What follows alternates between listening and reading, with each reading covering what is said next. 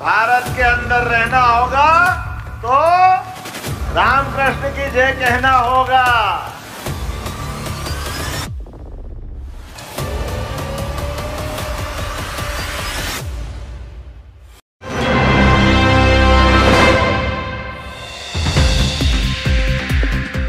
2024 लोकसभा चुनावों के बाद भारतीय जनता पार्टी में बहुत कुछ बदला है। लोकसभा चुनावों में शिकस्त मिलने के बाद केंद्र में सरकार तो बन गई, पर फैसले लेने में सरकार पहले जैसी कॉन्फिडेंट बिल्कुल नहीं दिख रही है। यही कारण है कि लगातार कई मौकों पर सरकार को यू टर्न लेना पड़ा है। पार्टी के अंदर संघर्ष भी शुरू हो गया है। उत्तर प्रदेश में तो मुख्यमंत्री योगी आदित्यनाथ और उनके दोनों डिप्टी सीएम केशव प्रसाद मौर्य और ब्रजेश पाठक ने मोर्चा खोल रखा है, पर अभी शांति दिख रही है। इसी बीच पार्टी में मुख्यमंत्रियों के बीच उग्र हिंदुत्व का पोस्टर बॉय बनने की होड़ लगी हुई है। असम के मुख्यमंत्री हिमंता बिस्वा शर्मा और मध्य प्रदेश के मुख्यमंत्री मोहन यादव ने पिछले दिनों ऐसे फैसले लिए हैं और ऐसे बयान दिए हैं, योगी आदित्यनाथ भी फीके पड़ जा रहे हैं। कहा जा रहा है कि दोनों मुख्यमंत्री उत्तर प्रदेश के मुख्यमंत्री योगी आदित्यनाथ के हिंदुत्व से आगे निकलना चाहते हैं। यही नहीं, योगी आदित्यनाथ भी इधर कुछ दिनों से लगातार उग्र हिंदुत्व की राह पर हैं। इस तरह पर तीन मुख्यमंत्रियों के बीच उग्र हिंदुत्व का झंडा बरदार बनने की होड़ लगी हुई है। जन्माष्टमी के दिन मध्य प्रदेश के मुख्यमंत्री मोहन यादव ने एक कार्यक्रम को संबोधित करते हुए कहा कि भारत में जो रहना चाहते हैं उन्हें हिंदू, भगवान राम और कृष्ण की जय कहना होगा। उन्होंने यह भी कहा कि इस देश के नागरिक अपने अपने धर्मों के पालन के लिए स्वतंत्र हैं, लेकिन वह देशभक्त रहें। इसके साथ यह भी कह गए कि खाता कहीं और का, बजाता कहीं और का, यह नहीं चलेगा। हालांकि मोहन यादव ने यह भी कहा कि देश हिंदू और मुसलमानों के बीच अंतर नहीं करता है, लेकिन उसे ऐसे लोगों की ज़रूरत है जो ईश्वर, उसकी रचना, ब्रह्मांड को समझें। उन्होंने कहा कि रहीम और रसखान का जन्म यहीं हुआ था।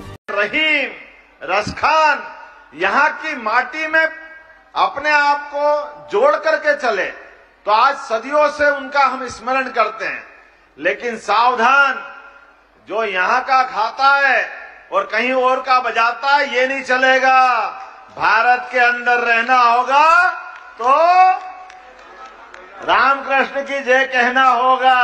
बीते दिनों छतरपुर में पुलिस पर पत्थरबाजी के आरोपियों के करोड़ों के घर सरकार ने तोड़ दिए। इस घर में रखी करोड़ों की गाड़ियों को भी बुलडोजर से ध्वस्त कर दिया गया। पत्थरबाजी का आरोपी चूंकि मुसलमान था, इसलिए कुछ लोगों को इस कार्रवाई में धार्मिक एंगल भी दिखा। सिर्फ छतरपुर ही नहीं, इंदौर में भी एक अतिक्रमणकारी ने प्रशासन पर गोली चलवाई थी। उसकी कोठी को भी प्रशासन ने ध्वस्त कर दिया। इसका सीधा मतलब है कि कानून व्यवस्था को हाथ में लेने वाले लोगों को बर्दाश्त नहीं किया जाएगा। मोहन यादव ने मध्य प्रदेश के सीएम पद की शपथ लेने के साथ ही अपने इरादे जता दिए थे। उनके शुरुआती एक्शन में ही योगी की छाप दिखी थी। शपथ लेते ही उन्होंने खुले में मास्क की बिक्री पर प्रतिबंध लगाया और लाउड स्पीकर पर भी बैन लगाने का फैसला लिया। उसके बाद लगातार उन्होंने ऐसे फैसले लिए जो उन्हें हिंदू पोस्टर बॉय बनने की उनकी इच्छा शक्ति को दिखाता है। इतना ही नहीं, मोहन यादव ने एमपी में भगवान राम और श्री कृष्ण से जुड़े स्थलों को तीर्थ की तरह विकसित करने का बीड़ा उठाया है। उत्तर प्रदेश, मध्य प्रदेश और राजस्थान के 7 मंदिरों को जोड़े जाने का एक्शन प्लान बनाया जा रहा है। संघ के विचारकों और प्रमुख पदाधिकारियों की किताबें मध्य प्रदेश के कॉलेजों में पढ़ाने का भी फैसला लिया गया है। इसके साथ ही मध्य प्रदेश के मदरसों में गैर मुस्लिम बच्चों की धार्मिक शिक्षा देने पर रोक लगाया जा रहा है। योगी आदित्यनाथ हिंदुत्व के फायर ब्रांड लीडर रहे हैं, पर मुख्यमंत्री बनने के बाद उनके तेवरों में थोड़ी नरमी आ गई थी। पर पिछले महीने से ही अचानक उन्होंने अपना पुराना चोला फिर से ओढ़ लिया है। वो फिर से उग्र हिंदुत्व की अपनी जानी पहचानी शैली में वापस आ गए हैं। हाल ही में बांग्लादेश स्थिति को लेकर उन्होंने जब जब मुंह खोला, आग ही उगला है। अभी 2 दिन पहले ही आगरा में उन्होंने हिंदुओं से सावधान रहने की अपील की। उन्होंने कहा कि अगर बटेंगे तो कटेंगे। बांग्लादेश वाली गलतियां यहाँ नहीं होनी चाहिए। एक रहेंगे तो नेक रहेंगे और सुरक्षित रहेंगे। योगी के कट्टर हिंदुत्व का यह रूप पिछले महीने से ही दिखने लगा था।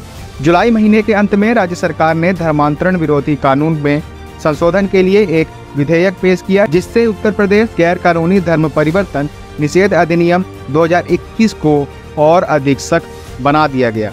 यूपी विधानसभा से 30 जुलाई को संशोधन विधेयक पारित किया, जिसमें लव जिहाद को खत्म करने के अपने इरादे को फिर से रेखांकित किया गया। कांवड़ यात्रा मार्ग पर सड़क किनारे विक्रेताओं और दुकानदारों को अपने प्रतिष्ठानों के बाहर अपना नाम लिखने के आदेश पर पूरे देश में उनके समर्थन और विरोध हुआ। अयोध्या रेप केस में आरोपी के मुसलमान होने पर काफ़ी हिंदू मुसलमान यूपी में हुआ है। योगी ने इस मामले को खुद संज्ञान लेते हुए आरोपी का घर और प्रतिष्ठानों पर बुलडोजर कार्रवाई का एक्शन लिया। 2024 के लोकसभा चुनावों में बीजेपी को मिली शिकस्त से पार्टी ने बहुत कुछ सीखा है। कांग्रेस और इंडिया गुट की अन्य पार्टियां जिस तरह जाति को मुद्दा बनाने की कोशिश कर रही हैं, लगता है कि उसी का मुकाबला करने के लिए बीजेपी ने कट्टर हिंदुत्व की राह पर उतरने का फैसला ले लिया है। इसके पहले भी जब देश में मंडल राजनीति की शुरुआत हुई तो उसका मुकाबला बीजेपी ने कमंडल से ही किया था। योगी आदित्यनाथ की सफलता को देखते हुए अन्य मुख्यमंत्री जब उनकी राह के राही बनने की कोशिश कर रहे हैं तो योगी भला क्यों पीछे हटे। योगी आदित्यनाथ को भी हिंदुत्व सम्राट की पदवी बरकरार रखनी है, इसलिए उन्हें भी अपने पुराने रूप में आना ही फायदेमंद दिख रहा है। एक और बात यह है कि बीजेपी को यह बात समझ में आ गई है कि मुस्लिम समाज का उन्हें वोट बिल्कुल भी नहीं मिलने वाला है। हिंदुत्व का ध्रुवीकरण होने पर विपक्ष के सारे तीरों से निपटने की बीजेपी को ताकत मिल जाएगी।